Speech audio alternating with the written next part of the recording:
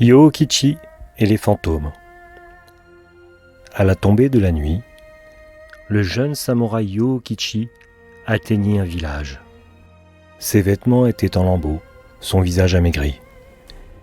Il ne possédait plus que ses 2 épées de chevalier et un couteau. « Pourriez-vous m'héberger » demanda-t-il à un villageois. « Il n'y a pas de place chez nous, mais près d'ici se trouve un petit temple vide.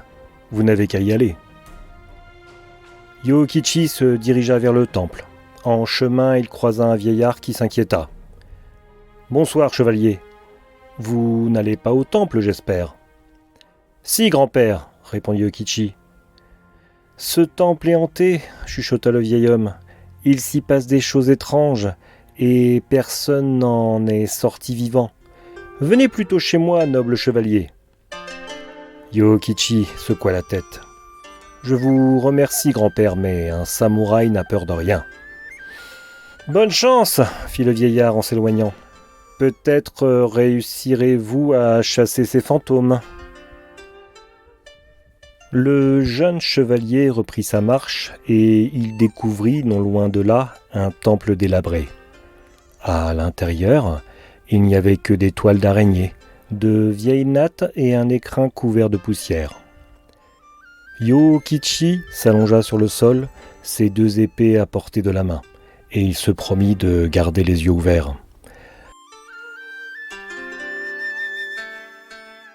La lune se leva et ses rayons d'argent se faufilèrent par le trou du toit et les fissures des murs. Le samouraï, fatigué et affamé, finit par s'endormir.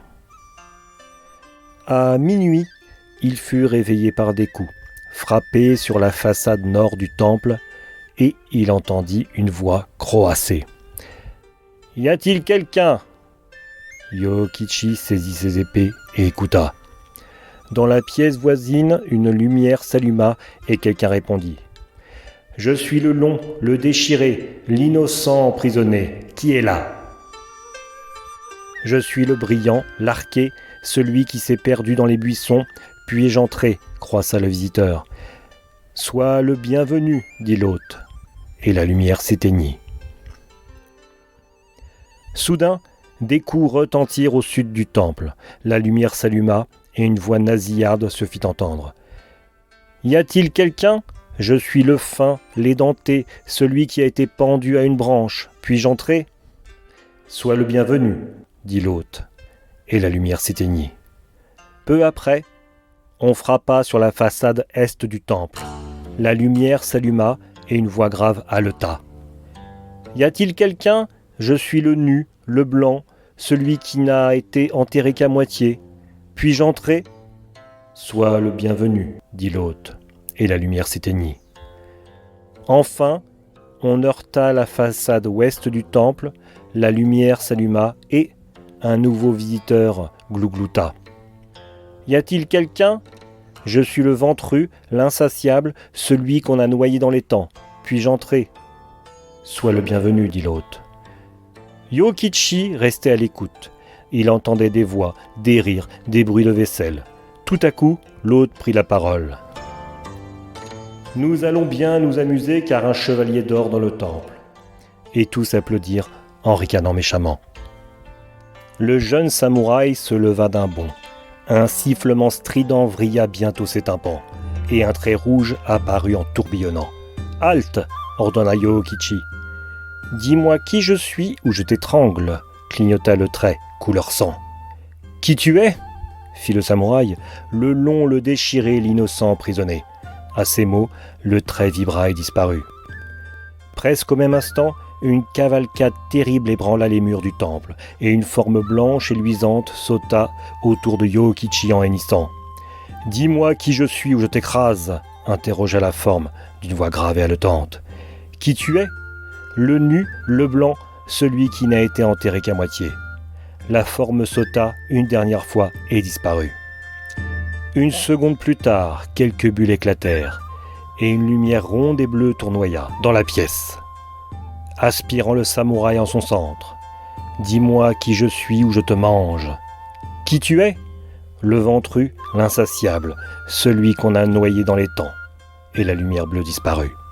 Aussitôt, quelque chose courut sur le sol en faisant jaillir des étincelles, et une voix nasillarde murmura « Dis-moi qui je suis ou je te broie. Qui tu es ? Si tu veux me broyer, c'est que tu ne sais pas mordre. Tu es le fin l'édenté, celui qui a été pendu à une branche. » Et le fantôme s'évanouit. Yokichi réfléchit. Il manquait un des visiteurs. Qui était-il ? Plus moyen de s'en souvenir. Il allait mourir à cause d'un oubli. Un battement d'ailes traversa la pièce, un claquement de bec se fit entendre. Un croissant brillant et multicolore apparut, et une voix croassa. « Dis-moi qui je suis, ou je te chatouille jusqu'à ce que tu meures. » « Qui tu es ?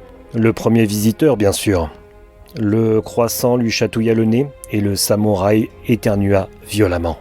« Tu es le brillant, l'arqué, celui qui s'est perdu dans les buissons, » s'écria Yokichi. Et le dernier fantôme disparut.